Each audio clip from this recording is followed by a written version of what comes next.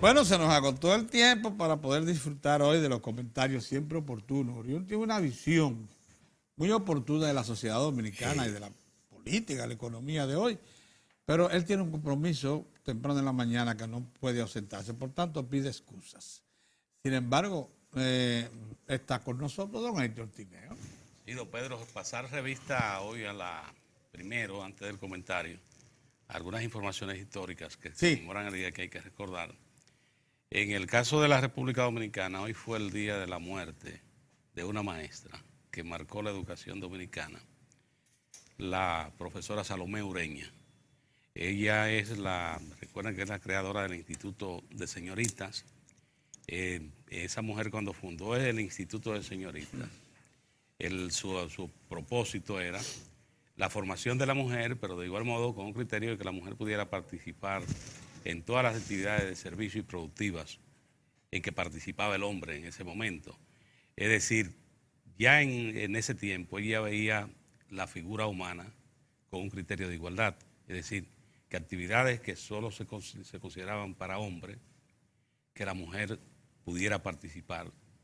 Y ciertamente que fue una visionaria y una adelantada, porque hoy, a pesar de todos los obstáculos que se han ido venciendo, por ejemplo, nosotros tenemos un ordenamiento constitucional que garantiza, le da rango constitucional a la figura de la igualdad entre el hombre y la mujer.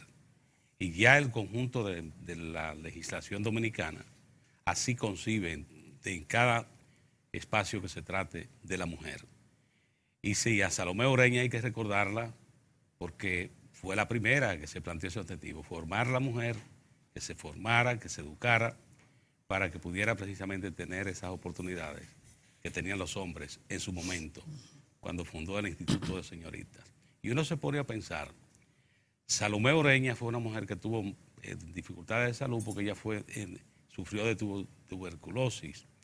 Y en ese tiempo, imagínese usted que a finales del siglo XIX se le dijera a una persona que sufría de tuberculosis, eso era lo peor, porque no existían los tratamientos ni el conocimiento de hoy para tratar una enfermedad como esa. Eso explica que Salomé Ureña murió de 47 años. ay, ay, ay. Ella nació en el año 1850 y murió el día 6 de marzo de 1897. Hay que recordarla con respeto y por eso decimos que es el día que hay que recordarla a una maestra, porque trazó camino y ese camino nunca, a pesar de todos los obstáculos y las dificultades, se ha abierto. Y Hoy es como Día del dijo ella, Magisterio Nacional. cierto, Precisamente el honrando reconocimiento, eso, honrando, de manera que honra a esa maestra, sí. Salomé Ureña. Y otra nota es que hoy fue el día, el 6 de marzo de 1844, que en Santiago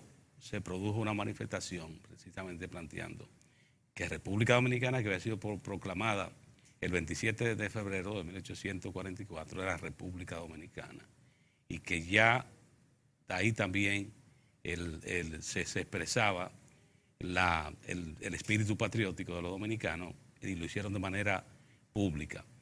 Y el nacimiento del doctor José Francisco Peña Gómez. El doctor José Francisco Peña Gómez nació en la Loma del Flaco, en Mao, en el año 1937, el 6 de marzo de 1937. Hay que recordar que un hombre que nació en un momento difícil, sus padres fueron de los determinados en la matanza de 1937, y Peña Gómez, con múltiples esfuerzos, ya ustedes conocen el liderazgo que desarrolló en la República Dominicana y cómo en el día de hoy muchos dominicanos, muchas dominicanas que no participan en política y sus compañeros que vivieron su militancia recuerdan al doctor José Francisco Peña Gómez con respeto, porque fue un hombre defensor de un Estado de Derecho, defensor de las libertades públicas, y esto ciertamente lo hace acreedor de una deuda que tiene el pueblo dominicano permanente con la figura del doctor José Francisco Peña Gómez por su patriotismo. De manera que estas son notas históricas que hay que recordar en el día. Ustedes comentaron en la primera parte lo que significa la inauguración ya de la sede, en lo que es la sede de República Dominicana, República Digital Educación. No, ese tema te lo dejamos a ti precisamente porque... Sí. Entonces, República Dominicana, República Digital, ¿qué importancia tiene? Ustedes recuerdan una meta que se trazó la administración del presidente Danilo Medina. El presidente Danilo Medina, un proyecto que lo asumió con mucha entrega, que es la de vencer la brecha digital en República Dominicana. Y concibió ese programa de incluir 950,000 estudiantes de la educación pública en ese programa, que le da acceso a la tecnología digital sin el estudiante o la familia tener que hacer ninguna inversión, es decir, no tiene que hacer ninguna erogación económica, porque el Estado le garantiza al estudiante su formación y de igual modo le provee de un equipo para poder desarrollar sus actividades. ¿Qué importancia tiene la inauguración de ese edificio de la Unidad Ejecutora de República Digital Educación? Que ya ahí está ciertamente integrada con su cuerpo completo y en un lugar con espacio adecuado, porque piensen ustedes, se trata de un edificio, del espacio de construcción tiene 1.474 metros y fracciones. Piensen en esto, y el perímetro del terreno donde está tiene 3.000 metros, 300.000 metros. De manera que esto es un acontecimiento, porque es la cara de República Digital Educación.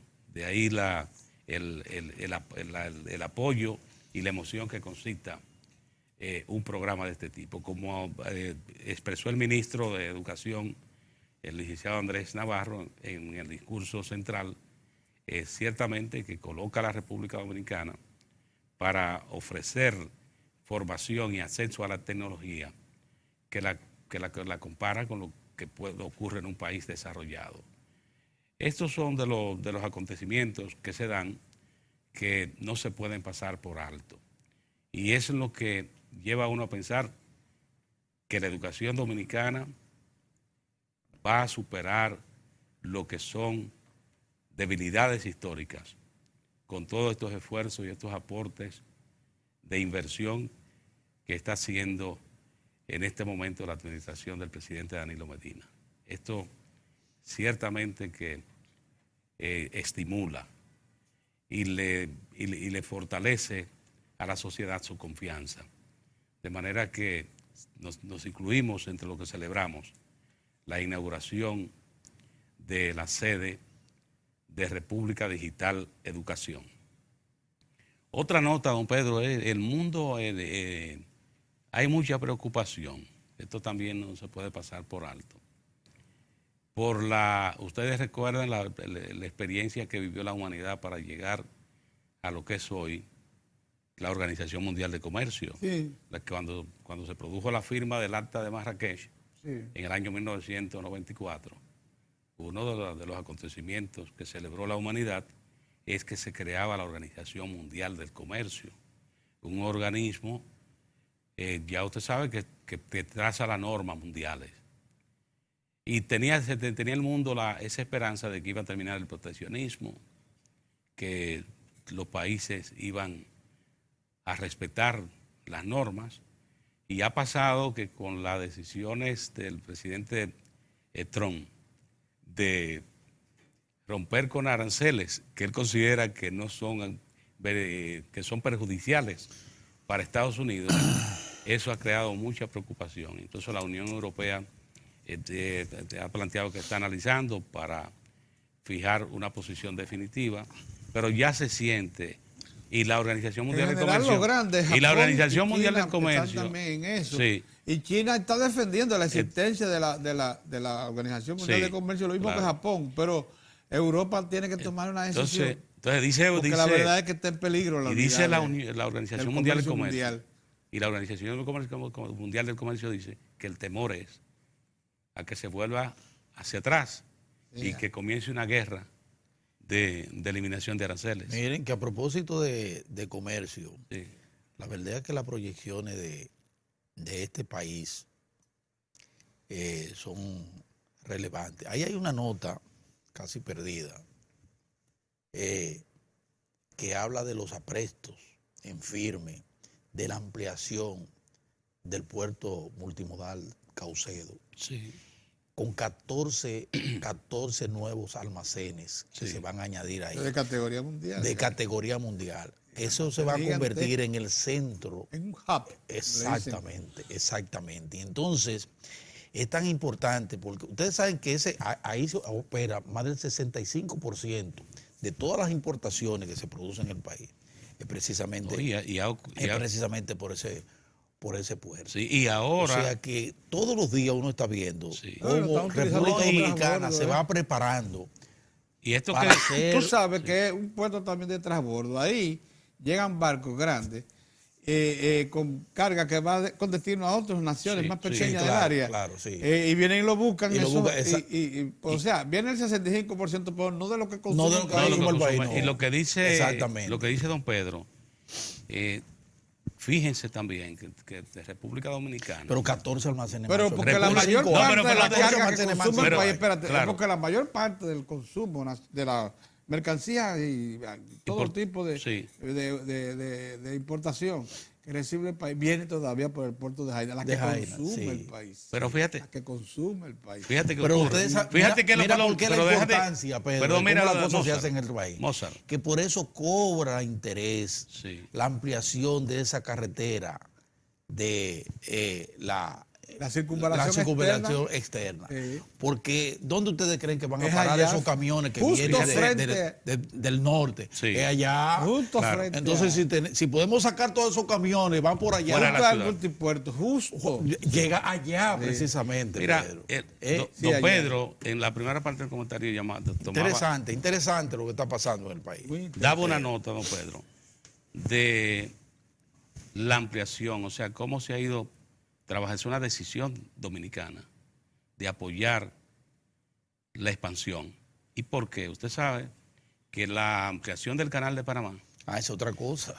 abre nuevas oportunidades. Por supuesto. Y Hay que estar participación. preparado. Entonces, se ha planteado, República Dominicana se ha estado trabajando con esa visión de estar de estar en la De poder condición darle de respuesta aprovechar, sí, claro.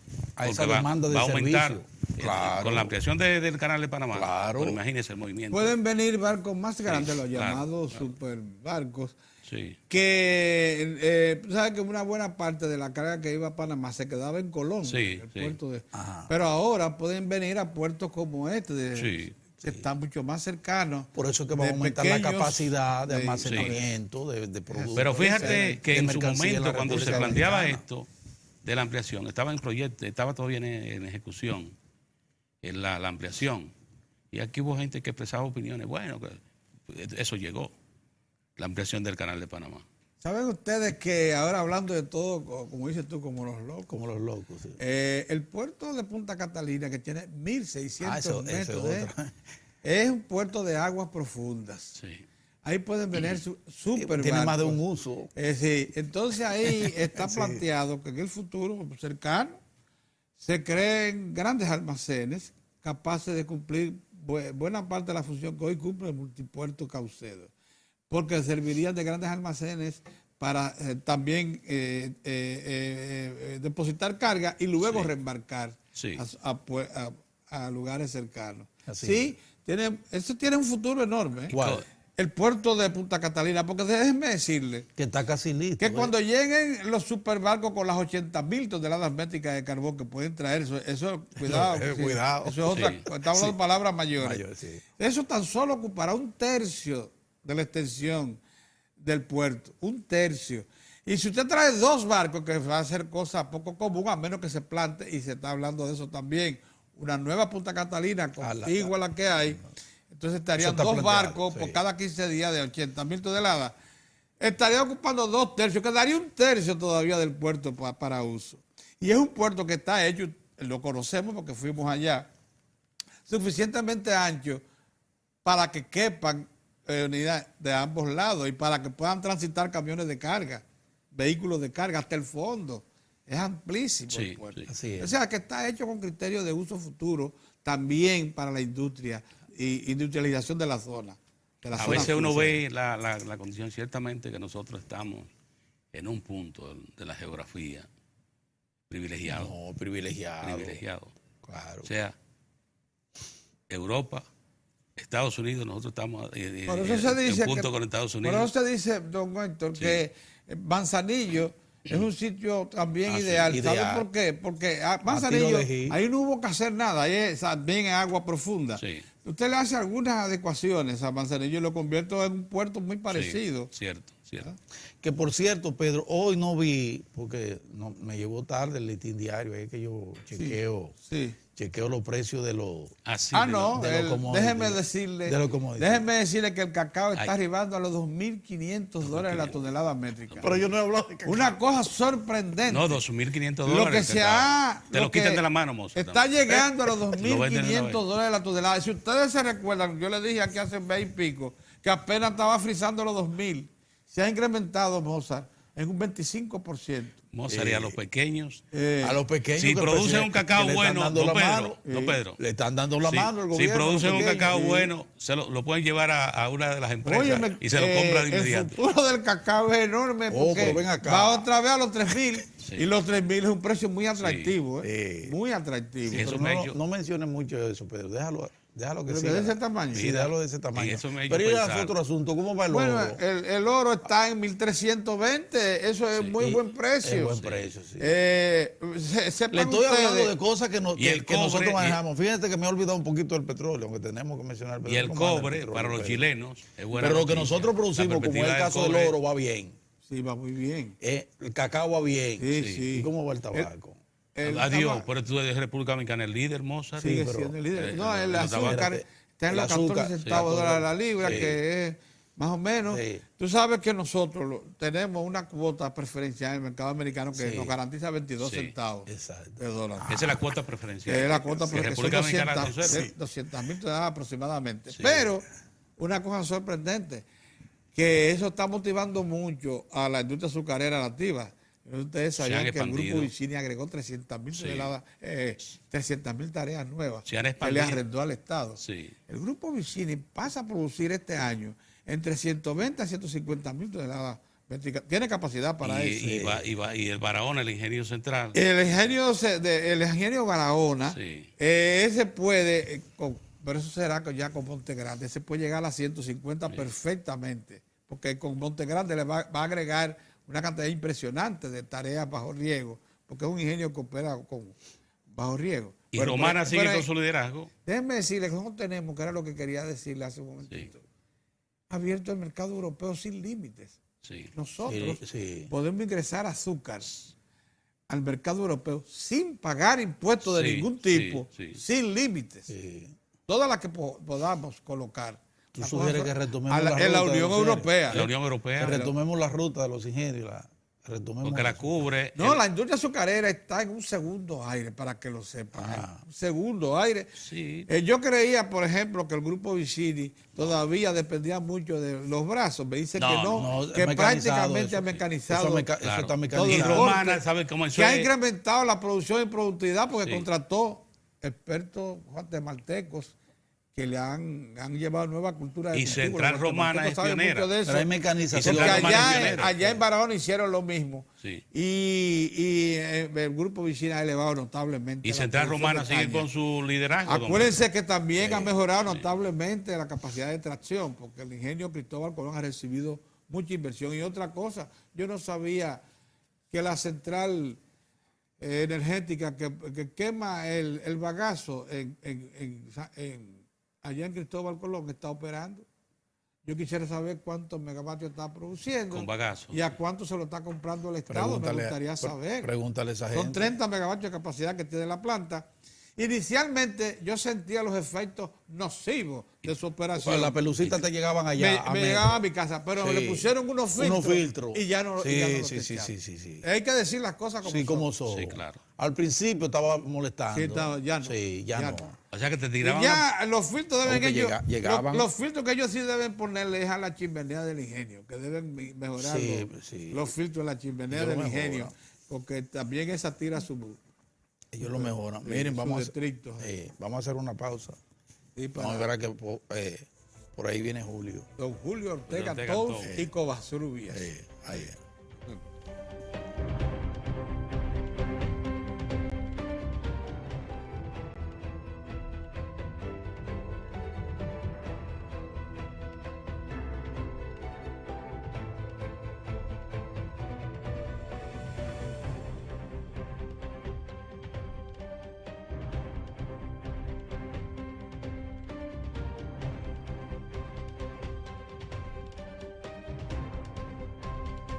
Miren, señores, el Diario de Cuatro, como ustedes saben, los que están con nosotros desde hace más de 10 años, tiene el privilegio de contar con asesorías de primera calidad, asociados de primera calidad, y uno de esos asociados es don Julio Ortega Tous, economista, sociólogo, consultor, que ha también desempeñado puestos públicos muy importantes.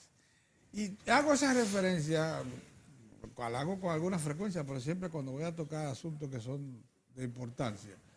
Porque hay quienes se atreven a dudar, Mozart, de los informes dados a la Asamblea Nacional por el presidente de la República acerca del comportamiento de la economía, que ya previamente más o menos los había referido el gobernador del Banco Central cuando dio el informe preliminar. Sí. Pero hay quienes ponen en duda una serie de fortalezas que exhibe la economía dominicana y que hoy salen a relucir cuando se ven los efectos en naciones cercanas de lo que ha sido las dificultades del comercio mundial en los últimos años y de la propia operación en un mundo globalizado. Buenos días, don Buenos días, Julio.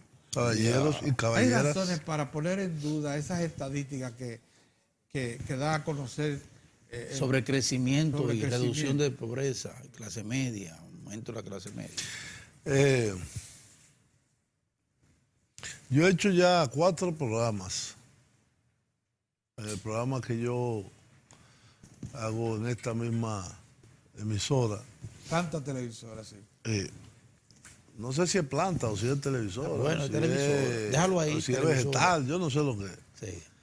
Pero en esta televisora, que se llama Contexto, he hecho 4 programas con un tema central que entiendo es de primera importancia para el país y para el futuro de el desarrollo, la estabilidad y el crecimiento y el bienestar de los dominicanos, que es el tema sobre la fiscalidad, sobre cómo consolidar un Estado fuerte desde el punto de vista tributario, fiscal. Y entonces hemos hecho entrevistas de varios tipos. Hemos entrevistado académicos, hemos entrevistado dirigentes de oposición, hemos entrevistado funcionarios del Banco Central, el director del Departamento de Cuentas Nacionales. Y tenemos pendientes 2 programas más, si no es que aparece otro que también quiere opinar sobre el tema, con el director general de política fiscal del Ministerio de Hacienda, el querido amigo Martín Zapata, y con el economista Carlos Cuello, que hace un programa también contigo, semanal. Y si ojalá aparecieran 2 o 3 más para que este debate se pueda enriquecer y se pueda ventilar. Porque yo no tengo la verdad. Tampoco la tiene A, X o Y. Sino yo creo, sinceramente, que la verdad nace de la confrontación de ideas Así es, y de la aproximación mayor a la verdad. así es. Entonces, uno de los temas que discutimos y conversamos con Ramón González, que es el nombre del director de Cuentas Nacionales del Banco Central, fue precisamente lo intrascendente, lo fuera de sentido que significa cuestionar como que las cifras son irreales, que no reflejan la realidad.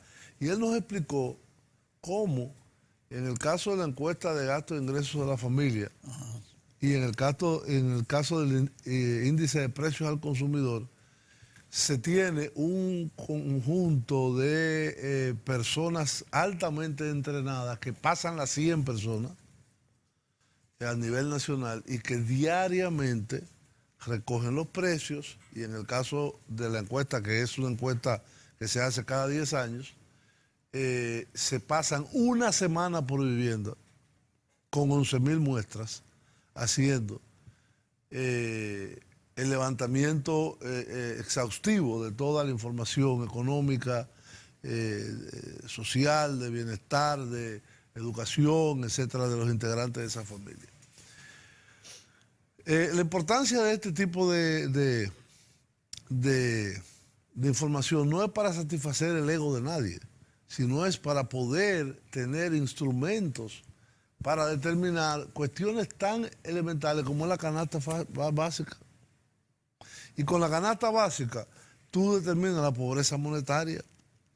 Y cuando tú determinas la pobreza monetaria, tú determinas políticas salariales. Exacto.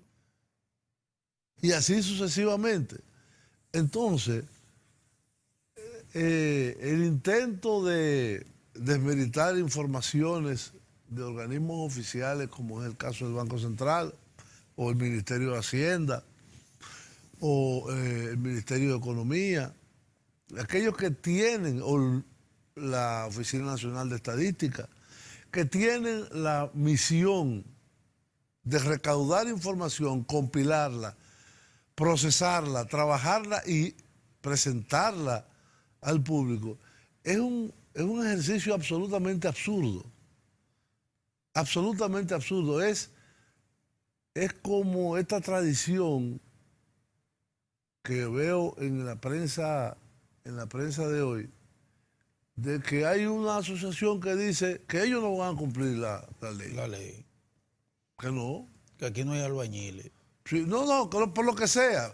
Pero yo mañana yo puedo decir, yo no voy a pagar el ITEVI al 18, yo lo voy a pagar al 10. Al 10. Porque eso es lo que yo creo. Bueno, ¿Entiendes? Eso es un absurdo como ese. Es decir, ¿cómo a una asociación que reagrupa a empresarios que se dedican a una actividad X, Y o Z, se le puede ocurrir decir, no, yo no voy a cumplir la ley? ¿Y dónde está el Estado de Derecho? ¿Dónde está el Estado de Derecho? ¿Qué es el Estado de Derecho? Es como yo diga, no, yo no voy, la Constitución no se cumple. Porque es una cosa que está ahí, pero no es para cumplirla. Señores, la base de una sociedad moderna, y yo no quiero usar el término civilizada, porque eso se ha usado de muy mala manera. Muy relajado eso. Sí, pero de una sociedad ordenada y en progreso y en cumplimiento de sus propias reglas que se ha dado, es la observación de sus normas jurídicas. Precisamente hoy vamos a hacer un programa con Juan Miguel Castillo Pantaleón sobre el tema de seguridad jurídica y Estado de Derecho. Porque es absurdo. Hoy yo escuchaba, cuando venía ahora para acá, en el tránsito tan fluido que hay de mi casa hacia aquí, un noticiario de esto de por la mañana, o comentarios, no sé cómo se le llaman ahora, donde decía que había una confederación, pero no logré escuchar si era una confederación de trabajadores o de qué, que decía que eso no se podía aplicar, el 80-20. No, esos son los Acoprovi. Esos son Ese los Aco- constructores. Los constructores. Los promotores, Sí, Asociación de Promotores de Viviendas se llama, vivienda, Coprovi. Sí. Ellos Pero dicen creo que eso. la Confederación Patronal también dijo algo Sí. parecido. Hay entidades patronales que dicen lo mismo. Eso no son- ellos no son los únicos. Dicen que el 80-20 es impracticable. Es más, Eso dicen yo oí incluso- al ministro de Trabajo decir que eso había que revisarlo hace un tiempo. No. No sé si No, todavía no, lo no. tiene. Es que Alvario. dice que el que no lo cumpla va a cerrar la empresa. Pero él dice que Exactamente. mientras tanto, él dice, mientras Exacto. tanto hay que decía hace veces, Sí, mientras eso tanto hay fue- que cumplir con la ley. Me parece impráctico, pero eso es lo que hay. Eso sí decía. Mira, él. a propósito de constructores y de la construcción, que es uno de los pilares. Pero esto es del una cosa. crecimiento. Sobre yo quiero. No, pero vamos a dejar los constructores. Eh, Entonces, podrían decir lo mismo los productores agrícolas. Sí, Aquí no hay mano de obra en el campo. no. Dice- Entonces, no se puede cumplir el 80-20. exactamente. Y podría decir lo mismo el turismo, que creo que Fran Reineri dijo lo contrario. Todo lo contrario. Y podría decir cualquier otro sector que intensamente utiliza mano de obra A favor de su renta. a favor de nada más. Porque nada más a favor de su El renta. productor de Única y conserva, exclusivamente. Lo único que yo pienso es su renta. el Nada productor de más. conserva de Ganarse tomate, el 300%. El 300%. El productor Aunque de conserva de aunque tomate. aunque sea mano de obra esclavizada. Exacto. Felito García, que es Porque productor de me conserva. conste, es importante que tú digas eso. Conste, Sí. que esto no es una diatriba anti-haitiana. No, de ninguna. Todo lo Esto contrario. esto es Todo lo contrario. un señalamiento de Sí. en los métodos cuasi esclavistas Exactamente. que utiliza Sí.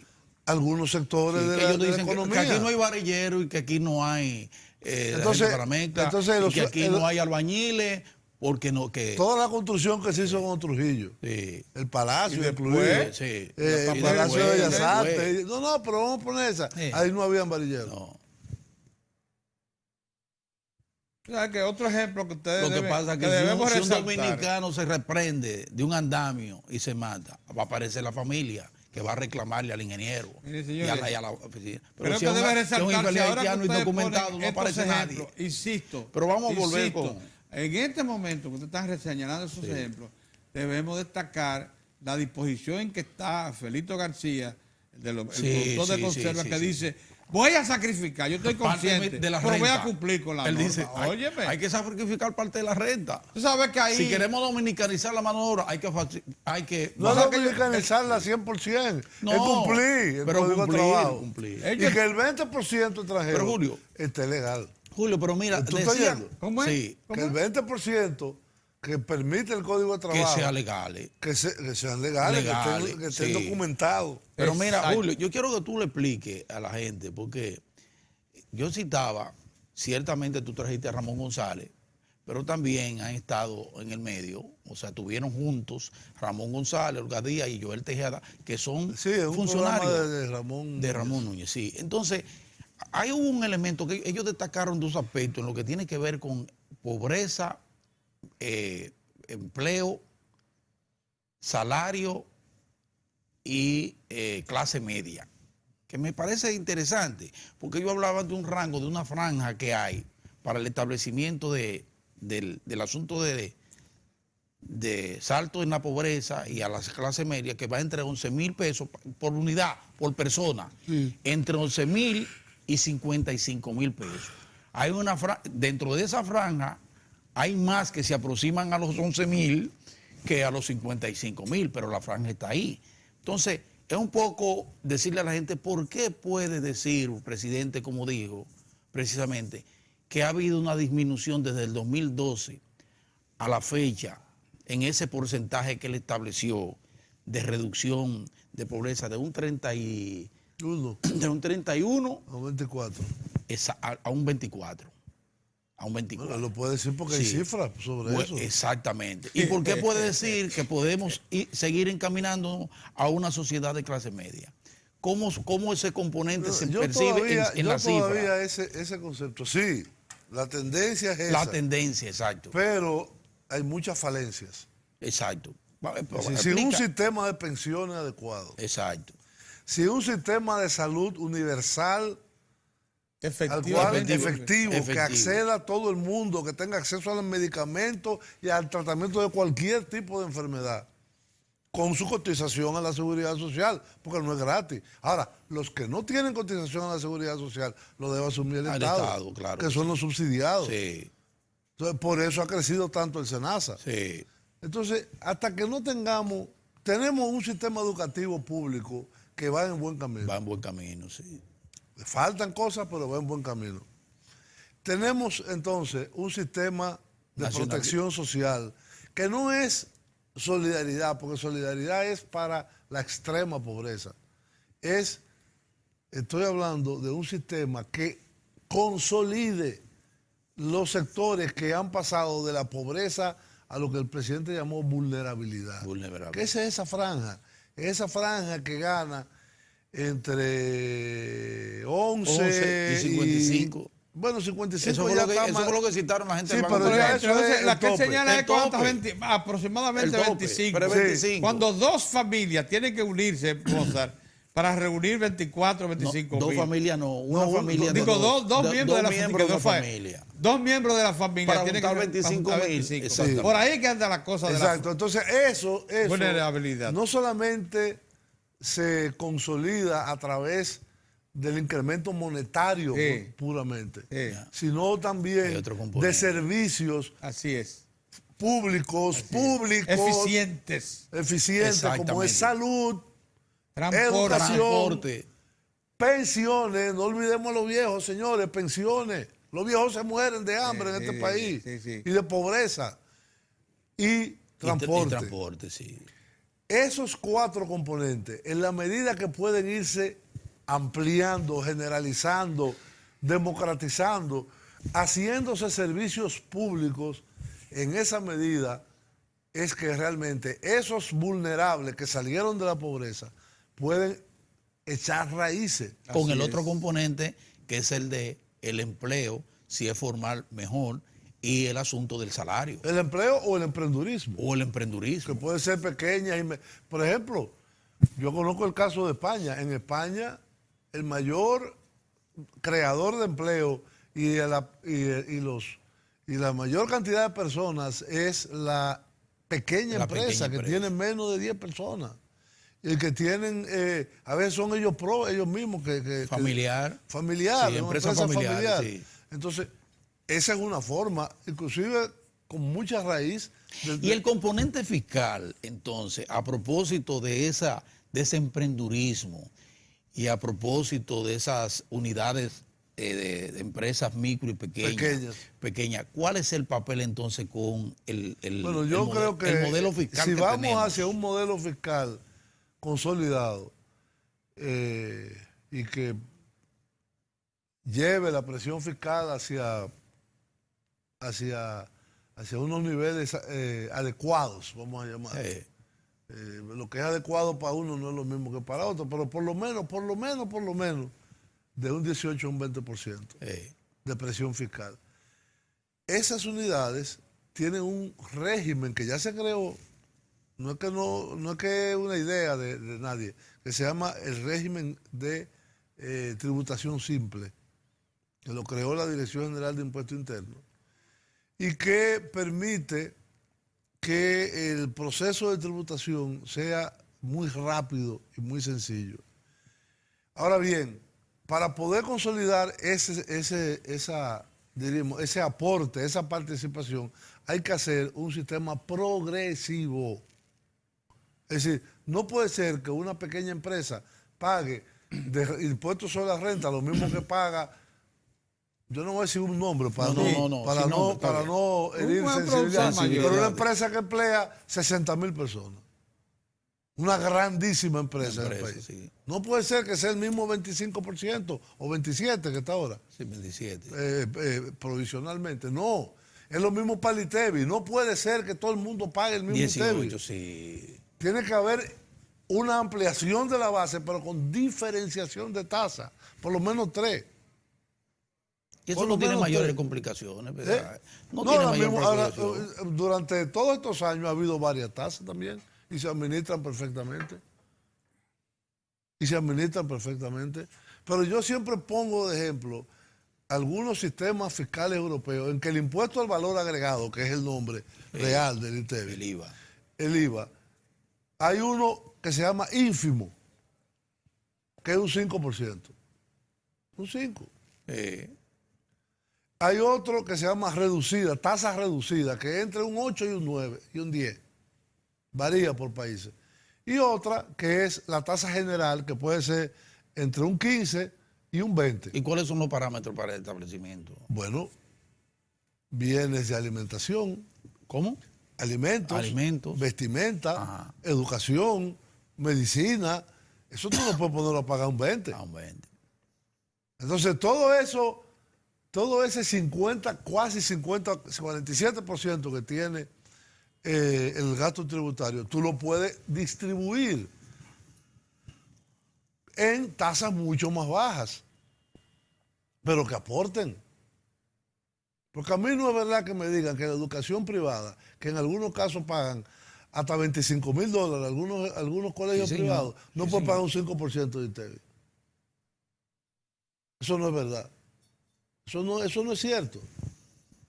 Eso es así, Pedrito. No lo mire así. Para que no sea tan gravoso, por ejemplo, la adquisición de vestimenta, que es una cosa esencial para la gente, zapatos, darle un 10. Un 10, sí. Algunos alimentos procesados, como enlatados y eso, un 5 a un 10. Un 10, sí. Entonces, tú eso lo procesas. Ahora, hay otros que ¿Y tienen... la producción agrícola, qué tú dirías? Es el que está diciendo. Tómate. No, la producción agrícola Vamos a ver lo que tú en estado no procesado, no tiene que pagar ITEVI. Es que no tiene que pagar. Es que no tiene que pagar.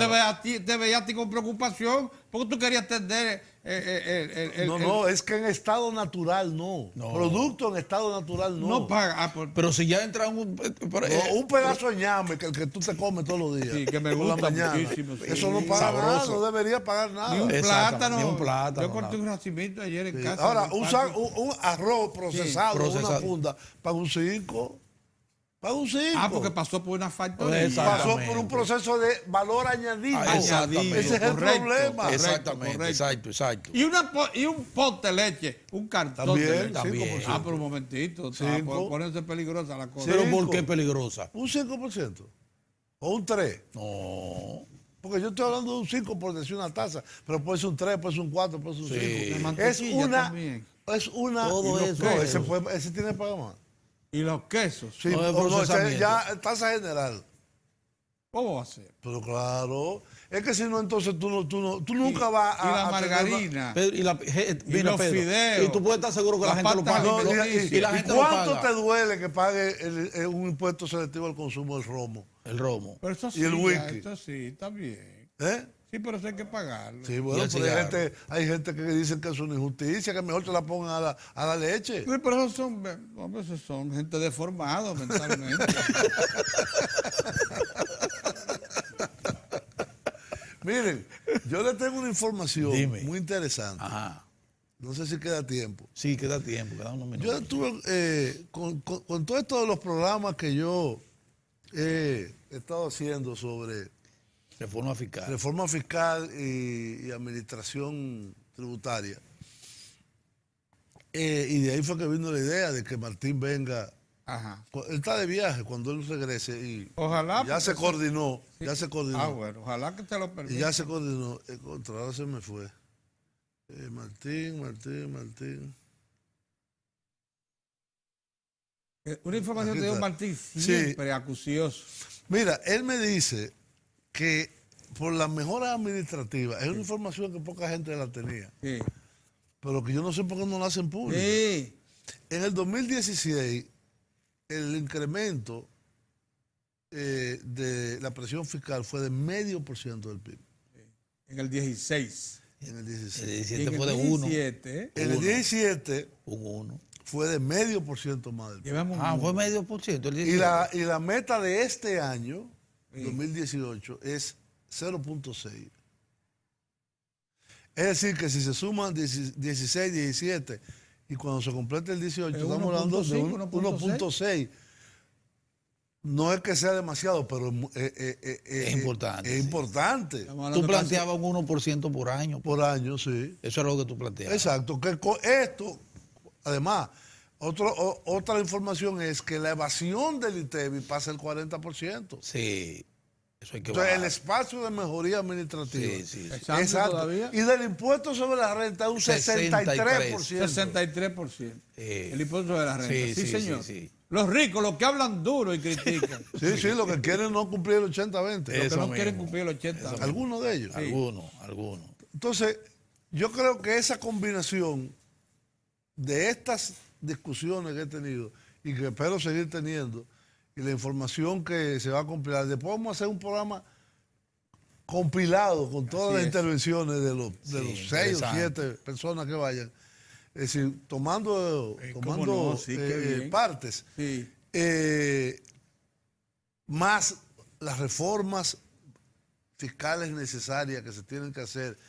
Y que alguien decía por ahí, en una de esas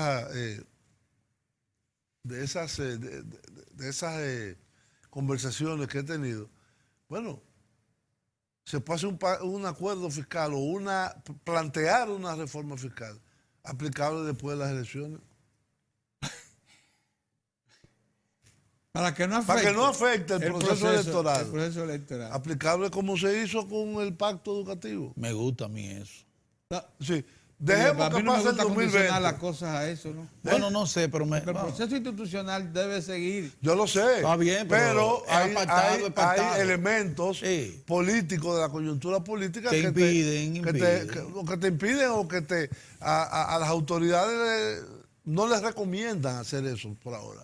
Que sigan con su política de apretar el tornillo administrativamente, pero que se acuerde el modelo de reforma fiscal que se va a someter para el 2020, para llegar progresivamente hasta el 2030 a un 25%. Entonces eso sería de una presión especie de fiscal. pacto fiscal Adelantado. que se pondría en marcha ya. El 2020. Exacto. Interesante. A mí me gusta eso. Mire, señores, Me lo que gusta. dijo el Fondo Monetario Sí, Internacional, me gusta, que es importante. Me gusta la idea. El otro día hubo una mala interpretación aquí de lo que yo estaba diciendo.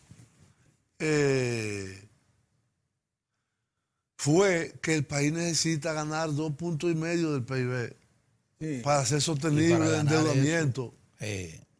Porque tenemos un 4,5% de déficit consolidado. Es decir, si tú coges el 1,2 del Banco Central y se lo suma al déficit del sector público no financiero, Se mete en 4. se mete en 4,5. En 4,5. Sí. Y eso no es bueno. Ese déficit debe de oscilar entre 1 y 2 máximo. Porque ese es el que obliga a la deuda. Entonces, Él obliga a la deuda. ese obliga a la deuda y te impide tener un balance primario. El balance primario es el excedente que queda después del pago de los... De deuda y... No, de los intereses de de los la deuda. intereses de la deuda. Entonces, ese balance primario Sí. es lo que le da, porque hay mucha bobería que Hay mucha habla. tontería, La sí. sostenibilidad de la deuda es un balance primario positivo. Sí, así es. Entre Así es. medio y un 1% Así del PIB. mismo es. Si tú tienes un 1% del PIB de balance primario, tú no tienes problema de deuda. Y lo hemos conseguido en 2 o 3 años, lo hemos conseguido. Pero es volátil. Es volátil. ¿Por qué? Porque las finanzas públicas son débiles. Sí, es verdad. Y las necesidades de gasto. Creciente. Cuando tú tienes que meterte en una carretera como la de Santiago-Puerto Plata, Ya. tú tienes que meterle dinero. hay que O en meterle. una tercera línea del metro. O concluir Punta Catalina si se dificulta el financiamiento. Una tercera línea de Una metro. tercera línea de metro. O un Que es sistema tan de transporte necesaria. con tranvía Sí. y con autobuses en Santiago y en las demás ciudades. Se necesitan dinero. Es dinero. Todo que eso se es con- dinero. Bueno, Julio, se nos agotó el tiempo, Sí. qué bien vamos. Sí. Yo creo que si proseguimos esta línea de análisis, Sí, podemos es bueno, contribuir muy bueno, a ver el muy crecimiento de la enriquecedor. problemática económica, social y financiera Toda del esa país. pata estará en la Muchas gracias. próxima semana, ¿verdad? Él llega el 17. Muchas gracias, Julio. Vamos a estar atentos. De nuevo, por estar con nosotros. Muy bien. Y a ustedes también por su atención. Nos vemos mañana, Dios mediante.